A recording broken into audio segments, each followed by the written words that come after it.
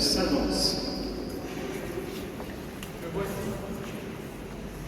Père, la Sainte Église, notre Mère, vous présente notre frère Pierre-Étienne et demande que vous l'ordonniez pour la charge presbytérale.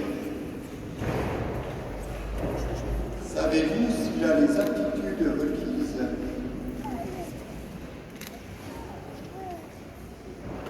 Pierre-Étienne est né à Saint-Étienne le 23 août 1991 dans une famille aimante et pratiquante.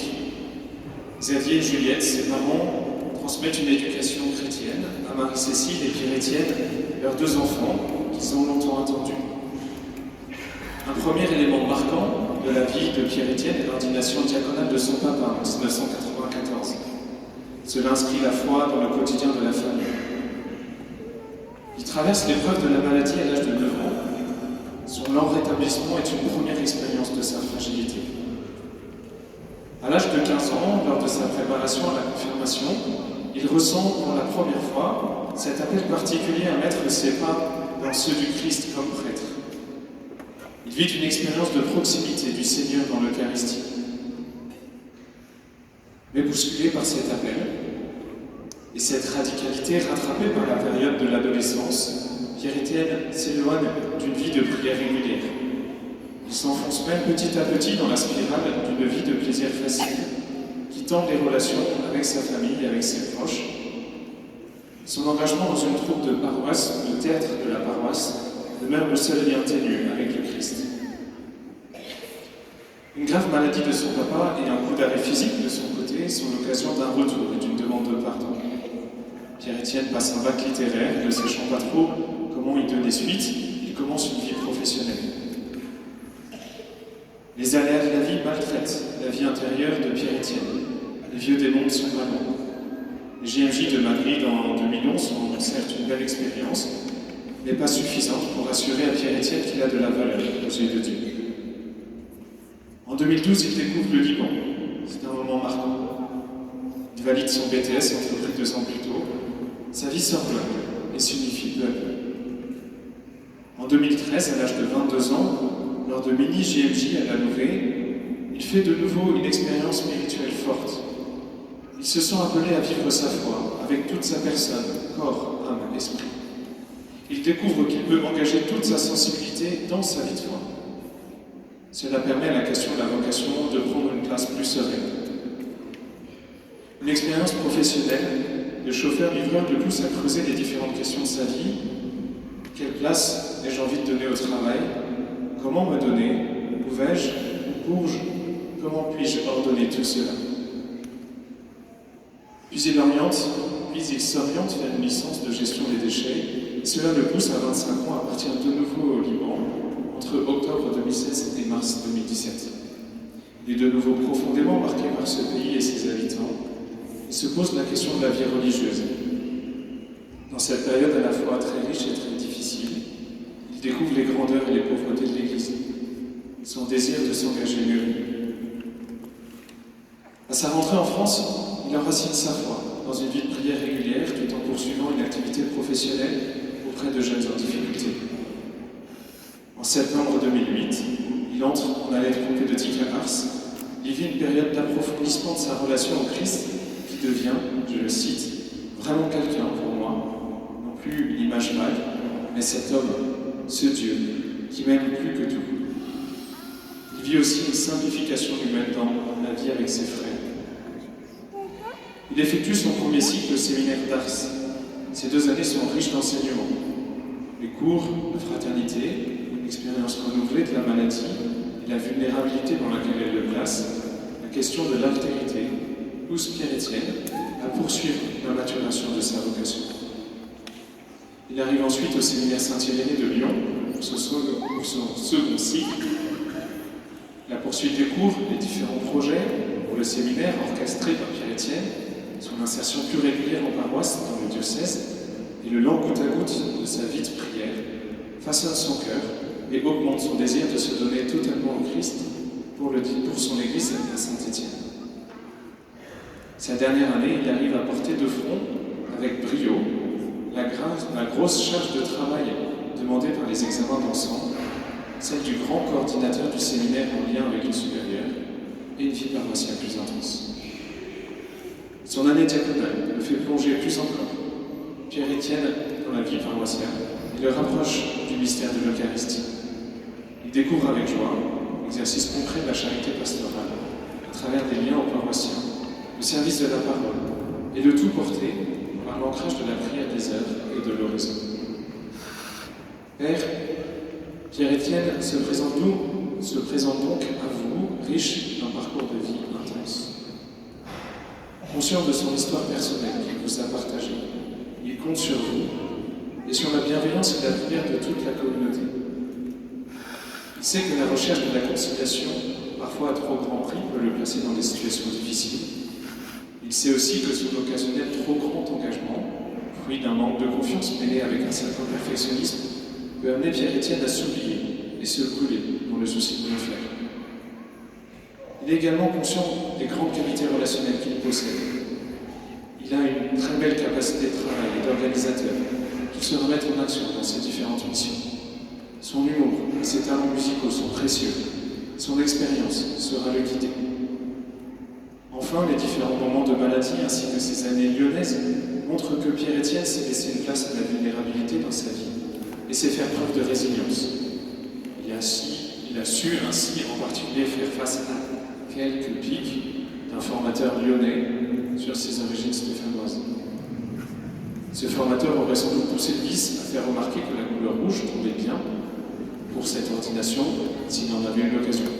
Heureusement, il n'en sera rien. C'est donc avec joie et grande confiance que le séminaire Saint-Irénée vous présente Pierre-Étienne pour son ordination presbytérale. Le peuple de Dieu a été consulté, et ceux à qui il appartient d'en juger ont donné leur avis favorable. Aussi j'atteste que Pierre-Étienne est digne d'être ordonné prêtre. Avec l'aide du Seigneur Jésus-Christ, notre Dieu et Sauveur, nous choisissons Pierre-Étienne pour l'ordre des prêtres.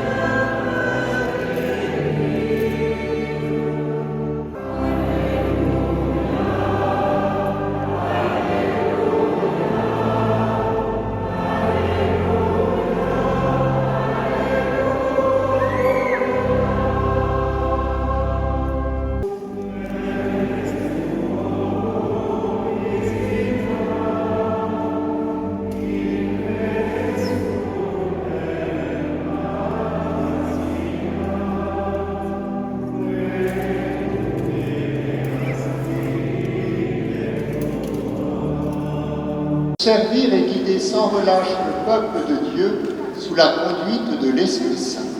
Oui, je le veux. Voulez-vous accomplir avec sagesse et discerner dignement le ministère de la parole en annonçant l'Évangile et en exposant la foi catholique? Oui, je le veux. Voulez-vous célébrer avec foi les mystères du Christ, tout spécialement dans le sacrifice eucharistique et le sacrement de la réconciliation, selon la tradition de l'Église, pour la louange de Dieu et la sanctification du peuple chrétien? Oui, je le veux. Voulez-vous implorer avec nous la miséricorde de Dieu pour le peuple qui vous sera confié en étant assidu à la charge de la prière? Oui, je le veux.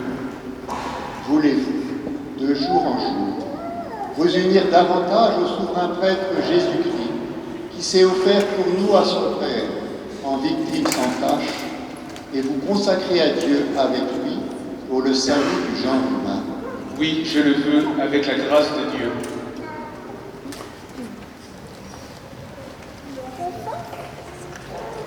Père Étienne, promettez-vous de vivre en communion avec moi et mes successeurs dans le respect et l'obéissance? Je le promets. Que Dieu lui-même achève en vous ce qu'il a commencé.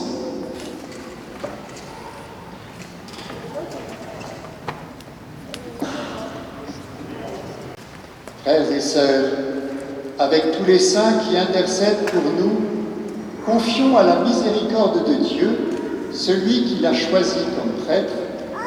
Demandons-lui de répandre sur Pierre Étienne les dons de son Esprit Saint. Seigneur,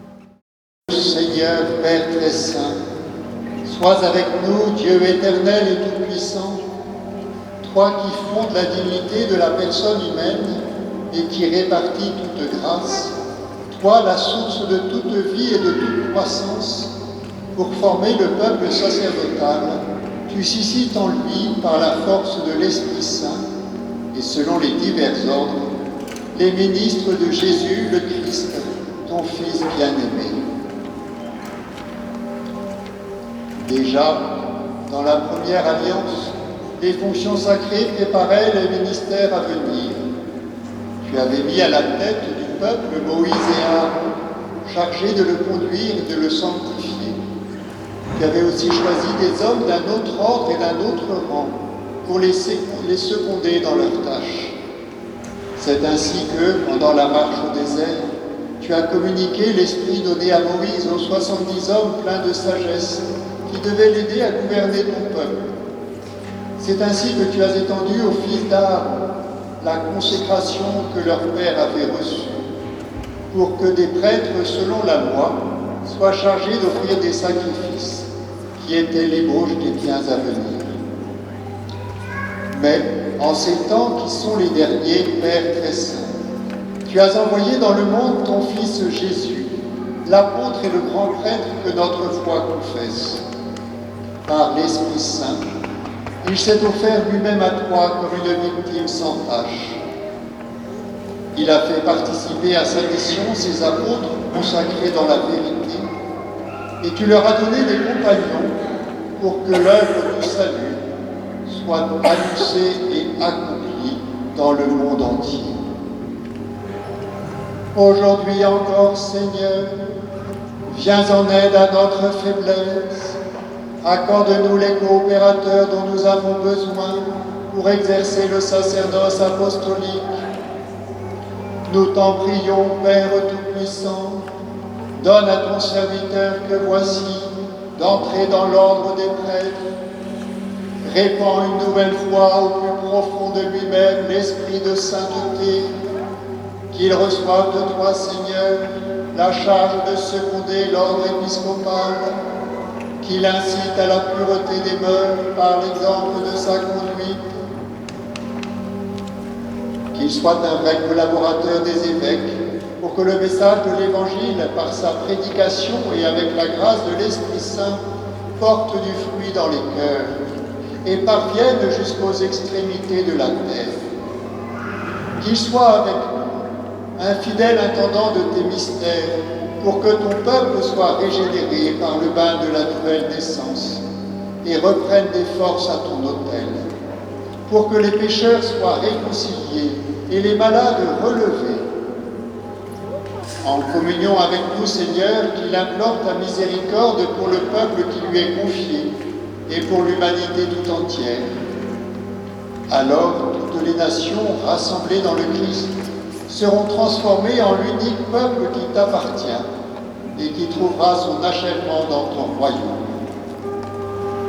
Par Jésus-Christ, ton Fils, notre Seigneur et notre Dieu, qui règne avec toi et le Saint-Esprit, maintenant et pour les siècles des siècles.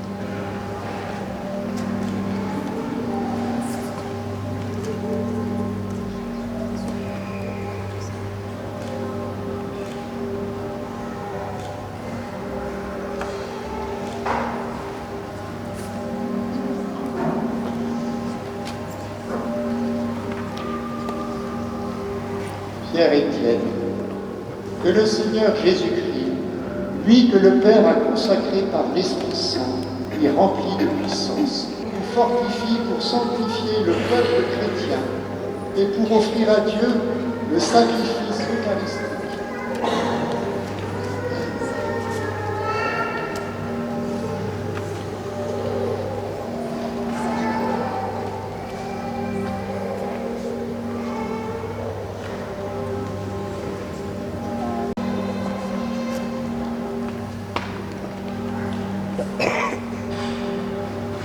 Recevez l'offrande du peuple saint pour la présenter à Dieu. Ayez conscience de ce que vous ferez. Imitez dans votre vie ce que vous accomplirez par ces rites et conformez-vous au mystère de la croix du Seigneur.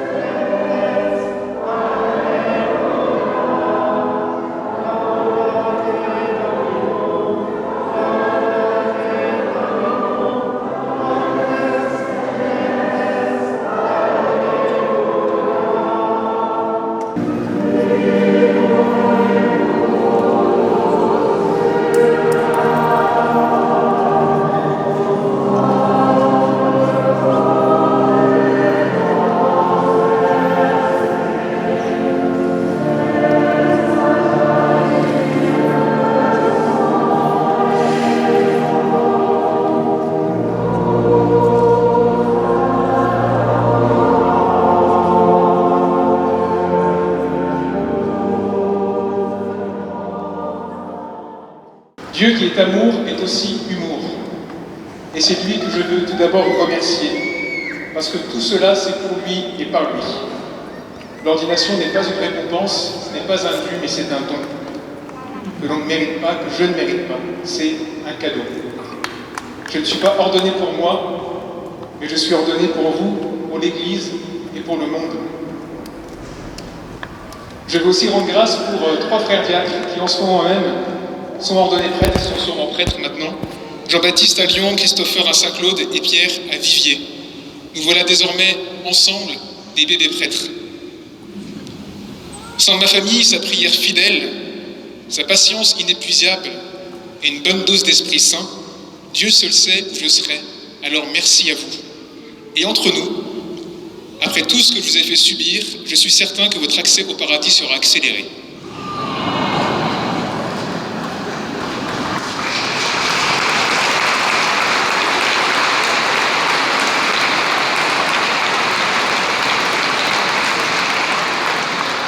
Je remercie aussi toute ma famille et mes amis qui sont venus de loin, qui ont fait beaucoup de route pour être là aujourd'hui. Merci infiniment. Merci à vous, Père Sylvain, pour votre accompagnement, votre prière, votre écoute, votre confiance. Si je suis un don, je ne suis peut-être pas un cadeau.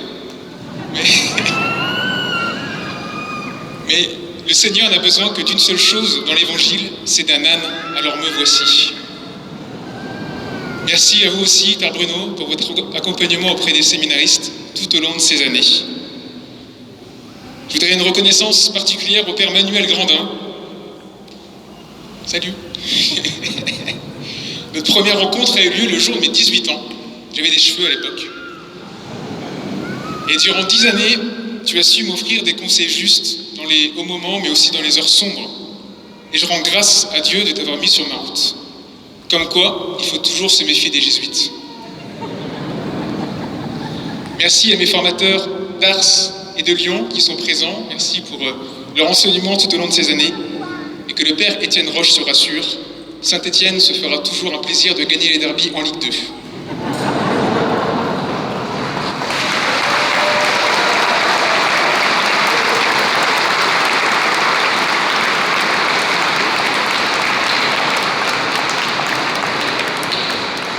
Merci à la paroisse Saint-Étienne Saint-Benoît et à tous les groupes que j'ai la chance d'accompagner depuis 1 an. Merci notamment aux étudiants et aux jeunes pros pour cette année qui a bien décoiffé et qui a même réussi à faire tomber la barbe du Père Rémi Gabriel.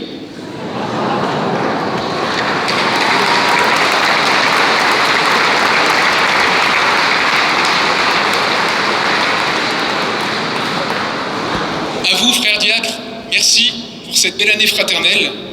Je change de maillot, mais je reste dans l'équipe.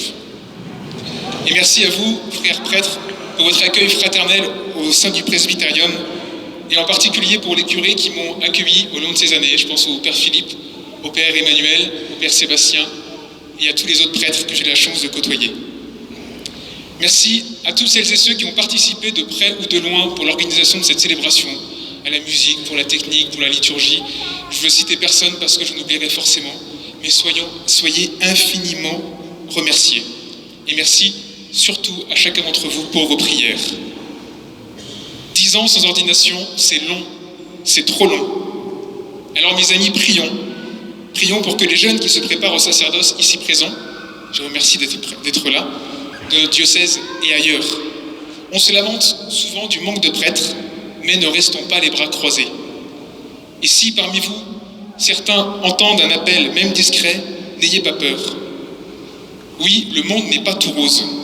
Oui, chaque matin, nous pouvons entendre « Bonjour, bonjour, madame la planète, on dit partout que vous n'allez pas bien. » Et on peut se demander à quoi bon. Mais n'ayons pas peur. N'aie pas peur, fais confiance. Le Christ ne promet pas une vie facile, mais une vie grande, une vie belle. Merci à tous de tout cœur.